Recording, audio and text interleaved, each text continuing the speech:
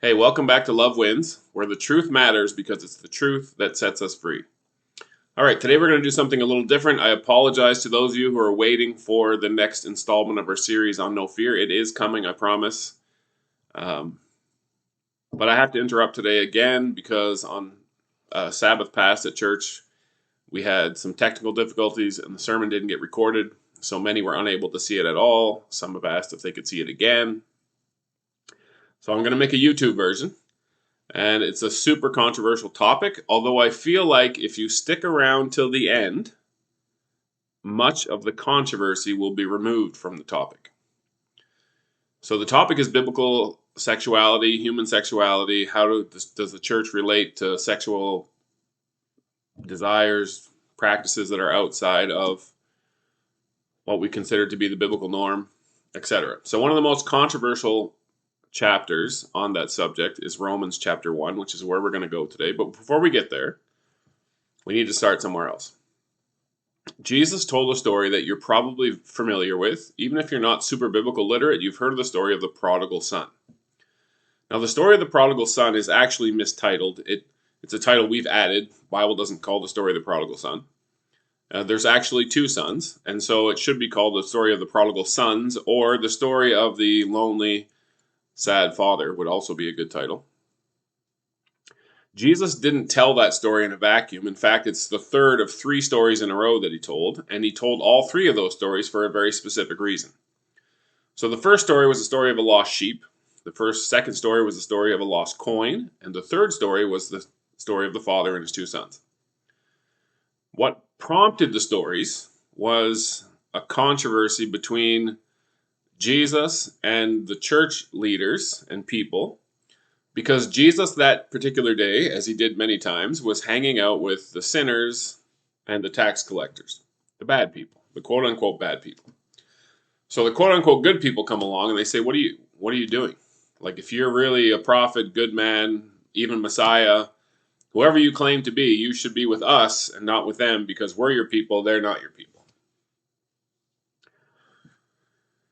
So Jesus told these stories. Lost sheep. Now, a lost sheep doesn't necessarily know it's getting lost, but at some point it clues in that it is lost. When the flock is gone and the shepherd's gone and it's all alone, it starts bleeding and crying because it's lost and it knows it. Lost coin has no clue that it's lost.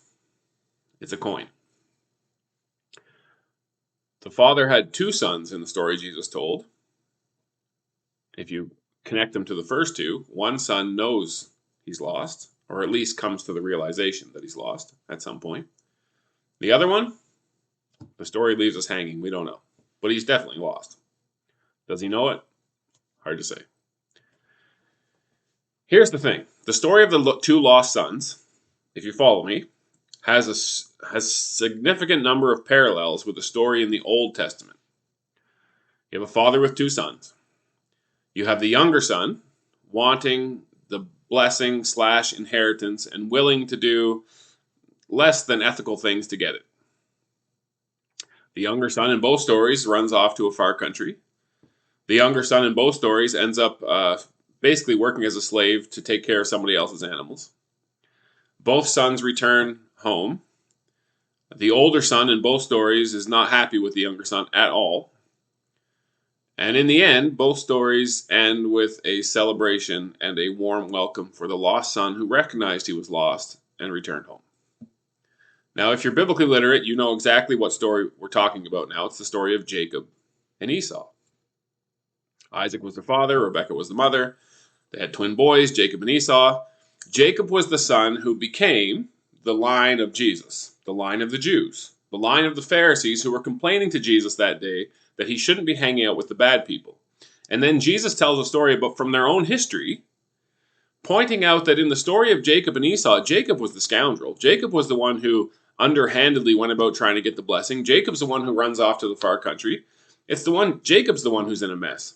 And what Jesus is saying is, if you really want me to not hang out with people who are in trouble and in a mess and in a bad situation, then I can't hang out with you either. And if you really understood who you are and where you came from and the mess that I brought you out of, you would have mercy on these people instead of looking down on them in contempt and judgment. Jesus said all that by telling 3 stories without openly offending them or openly calling them out at all. But when the stories were over, they well knew what story he was referring to and where they stood in it. All right, human nature doesn't change. So our nature is that once we've achieved any kind of success at all, we start looking down at those who aren't where we are. Why we do that? Pride, ignorance, arrogance, I have no idea, but we do it. If any of us were to look back in our family history, we would find, it's funny when people do their genealogies, they always talk about, we're related to Queen so-and-so, or we're from this, connected to this royal line, or we're from this famous person. They never talk about the scoundrels, the criminals, and everything else they find along the way. All right. So come with me to Romans 1. I ask you, please, if you have a Bible handy on your phone, paper, whatever Bible, please grab one, find one, so that you can follow along and look for yourself as I'm just going to read to you a section. Just to highlight how controversial this section is. For those of you who aren't familiar with the Adventist Church, we have a quarterly cycle that we run the year on, so we have 4 quarters in the year. And every quarter in our Bible study time, we tackle a particular subject, a book of the Bible, whatever. So currently we're on stewardship, which is learning to be faithful with your time and your talents and your money, etc. A couple of years ago, we did the book of Romans. And when I saw that we were going to do Romans, I was like, oh, I wonder what they're going to do with chapter 1. And so I got the book and I flipped through it and I realized they're not doing anything with it. They skipped right over it as if it wasn't even there, because we're terrified of the topic. When we're done today, I hope that you're not terrified of the topic, and I hope that no matter how painful or humiliating it might be for you and I, that we learn something profound. All right, Romans 1. Before we start reading, Paul wrote it, and at that time in Christian history, where Christian church is almost brand new, and it's made up of Jews who have decided to follow Jesus, left their Jewish faith that killed Jesus and have decided to follow him, and you have Gentiles, non-Jews, who have heard the story of Jesus and have also decided to become Christian. And so you have 2 very different people groups and 2 very different cultures coming into the same body, and it's a problem. And the biggest problem is the former Jews think themselves better than the Gentiles. And Paul wrote the book of Romans to erase that idea. Like, if you take the book of Romans seriously as a Jew back then and you read it from front to back, you're like, oh, I don't have any high horse to sit on. It's why he made plain statements in the book of Romans, like, for all have sinned and fallen short of the glory of God.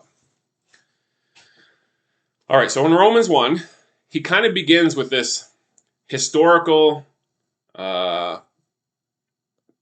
downward spiral. He traces from a people who used to believe in God and the steps that happened that left them in a place where they were anything but faithful to God. I'll begin reading. Verse 18. For the wrath of God is revealed from heaven against all ungodliness and unrighteousness of men who suppress the truth in unrighteousness. So, God's wrath, which you may think is scary, it's not. Go back to our series on No Fear. It's not over yet, but if you follow that series through, you'll see a whole different picture of God and his wrath. But his wrath in this verse is revealed against people who are unrighteous, like deliberately unrighteous. And we should applaud that. We should be supportive of that. We have a whole police system and a justice system designed, if it's working properly, to protect us from people who are genuinely and purposely and intentionally unrighteous. Verse 19. Because what may be known of God is manifest in them, for God has shown it to them. In other words, inside themselves, they know they're being unrighteous. They know they're swimming against the current of what God's Spirit is leading them to be and to do. Just like you, if at any point in your life you've violated your conscience, you know what that's like. You're doing something with your hands that your heart is telling you not to do. Verse 20. For since the creation of the world, his invisible attributes are clearly seen, being understood by the things that are made, even his eternal power and Godhead, so that they are without excuse. So in this verse, Paul says, even nature, you look around you, the faithful rising and setting of the sun, the rain that comes that helps things grow, the way the soil interacts with nature and things happen, and God designed it. And if you dig into science at any depth of level, you'll find out that if anything in our world and the universe beyond was out by any amount, we'd be in trouble. Big trouble. If we were closer to the sun, big trouble. Further from the sun, big trouble. Like everything is designed and it functions as God designed. Think of the global warming crisis right now that we're worried about. We're worried if the temperature changes a little bit on average because we know it's delicate. God designed it that way. His faithfulness, his wisdom, his intelligence, his design, it's all around us. And if we pay attention, we're like, if God can do all those things and has the wisdom to make it all work together, maybe we should listen to him about how we should direct and live our own lives. But these people that Paul's describing, they knew the truth, they knew God, they ignored him, and they made their own choices. 21. Because although they knew God, there it is, these people are not ignorant of him, they did not glorify him as God, nor were they thankful, but became futile in their thoughts, and their foolish hearts were darkened. I have a Bible study I host every week on Zoom, and a couple times a week actually, and during our prayer time, I always emphasize, what are we thankful for? Because one of the things that takes us away from God and from realizing how awesome he is not intentionally thanking him and recognizing all the things around us that they're not our doing, they're his doing. So they didn't glorify him, and they weren't thankful. Two key factors in their spiral away from him. And it says they became futile in their thoughts, and their foolish hearts were darkened. So the Bible says the fear of the Lord, the awe of the Lord, the trust of God is the beginning of wisdom. So if we push God away, that's the beginning of folly and foolishness. And so that's what's happening. They're pushing God away, and they're getting crazier and stupider as they go. 22. Professing to be wise, they became fools, and they changed the glory of the incorruptible God into an image made like corruptible man and birds and four-footed animals and creeping things. And if we go back through history, there's tons of examples of people worshiping animals, creatures that are half man and half animal, idols, all of it. Like, we bring God down. And we end up worshiping a being who is very much like us, has the temperament of us, has the ability of us. So you take a simple story like Abraham and Sarah, which is one of the bedrock stories in the Bible. And when Sarah got to the place where she was past menopause, they figured, God can't give us a child now. Because they couldn't conceive of a God who had the ability to function outside of, above and beyond, the natural order of things. That he was beholden to nature instead of him being the designer of nature. Foolish hearts darkened, far away from God, can't conceive of how amazing he is.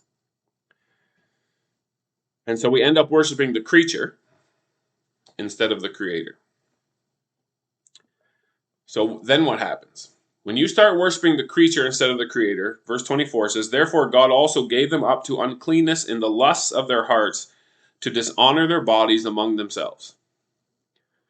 So when you start worshiping the creature instead of the creator, whatever the creature asks for, you have to give it, because the creature is your God. The creature is your master. So whether it's food, song, habits, sexual issues, whatever it is, whatever your body desires, you feed it, because you're worshiping the creature instead of the creator. 25, who exchanged the truth of God for the lie. So instead of, God, what would you have us do? No. What does my body need from me? And by the way, before we go any further, let me define need versus desire. So we have been taught, as I've been growing up, I don't know how far back it goes, that sex is a need. That it's on the hierarchy of human need. Let me define need this way. Need is something that if you don't get it, you die. So you don't eat, you die. You don't drink, you die. You don't sleep, you die. You don't have proper shelter from heat and extreme cold, you die. There are things that if we don't have them, we die. Sex is not one of those things. You may have a strong desire for it, but you will not die at all. There are plenty of people in the world who, because of their age or their life circumstance or whatever the case may be, don't have sex. And some people physically can't, and they function. They don't die because it's not a need, it's a desire. All right, stay with me. You may think that I'm heading towards condemning homosexuals, LGBTQ+. You need to stay with me. They exchange the truth of God for the lie. They worship and serve the creature rather than the Creator, who is blessed forever. Amen. 26. For this reason, God gave them up to vile passions. Even their women exchanged the natural use for what is against nature. Likewise, also the men, leaving the natural use of the woman, burned in their lust for one another. Men with men committing what is shameful and receiving in themselves the penalty of their error, which was due. So these are verses in the Bible that today, like I said earlier, we just skip over them, pretend they're not there because we don't want to deal with the controversy of it. Let's keep reading. And even as they did not like to retain God in their knowledge, God gave them over to a debased mind to do those things which are not fitting. Being filled with all unrighteousness, sexual immorality, wickedness, covetousness, maliciousness, full of envy, murder, strife, deceit, evil-mindedness. They are whisperers, gossipers, backbiters, haters of God, violent, proud, boasters, inventors of evil things, disobedient to their parents. They are undiscerning, they are untrustworthy, they are unloving, they are unforgiving, they are unmerciful, who knowing the righteous judgment of God, that those who practice such things are deserving of death, not only do the same, but also approve of those who practice them. And then the chapter's over.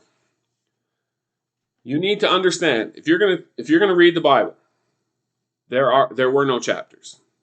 So in our mind, when we're reading a book, if we come to a chapter, it's like we've come to the end of a section of the story. And if we stop there, it's a good place to stop and pick up the next time. And there's a division between the two, like a door between two rooms.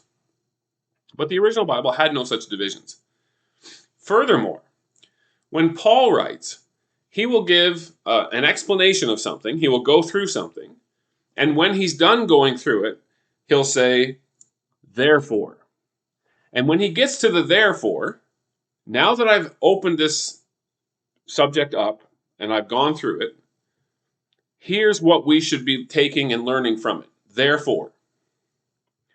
Well, the therefore doesn't come until chapter 2, verse 1, because there are no chapters. So to stop at the end of chapter 1, as if Paul is just running roughshod over people who have sexual desires that are outside of the norm, and just ending there, that is not his point at all. Remember, he began writing this book for a purpose, to teach the Jews that they were not better than, to disabuse them, to humble them of any notion that they had any superiority, moral, spiritual, favorites of God, any of those ideas. God doesn't have favorites. We are all his children.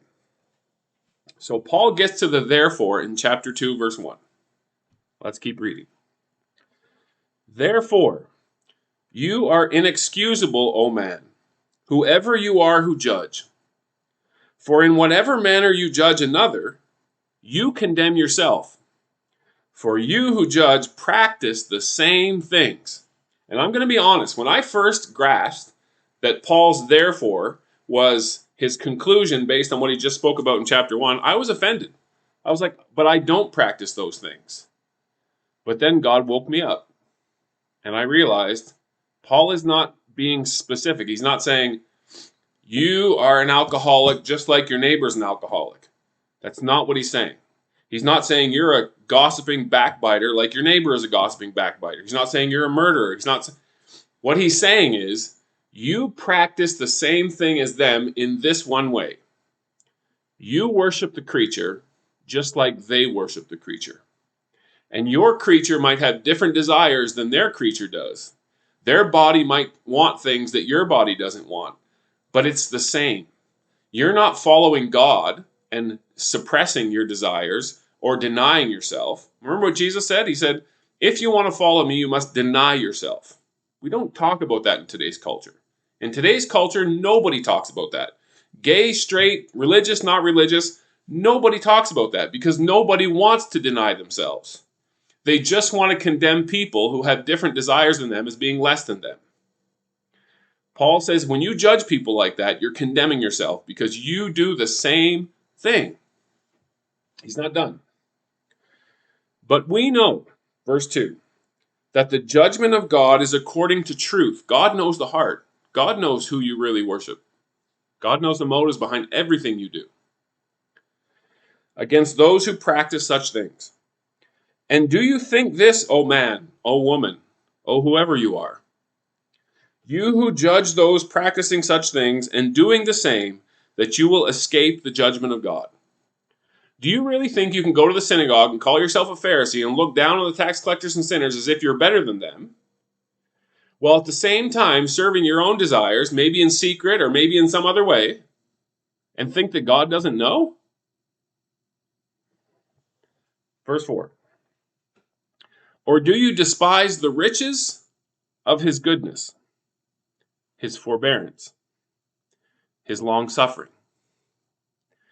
not knowing that the goodness of God, some translations say the kindness of God. Some translations use other words, but in the Old Testament it would be the word hesed. It's the divine compassion / mercy / grace / goodness of God. In the Psalms, the mercy of the Lord endures forever, the hesed of the Lord. And Paul's pulling on this theme and says, don't you know that it's God's goodness towards you, his hesed towards you, that leads you to repentance? So I grew up in Quebec, and I'm not French, but I learned French. So like on a common everyday speaking level, I can understand everything and I can speak most of it back, no problem. But when it comes to specific disciplines like medical or construction or whatever, there's terms that they have in French that they're not common terms and I don't know them. And religion is one of those. I went to an English church when growing up, so the words in the Bible for specific things, I'm not familiar. So mercy in French, and forgive my many years away from Quebec accent, miséricorde. And misère is misery. And I thought that called was accord, like misery and accord. So mercy is when you forgive the misery that was caused and the two come back together.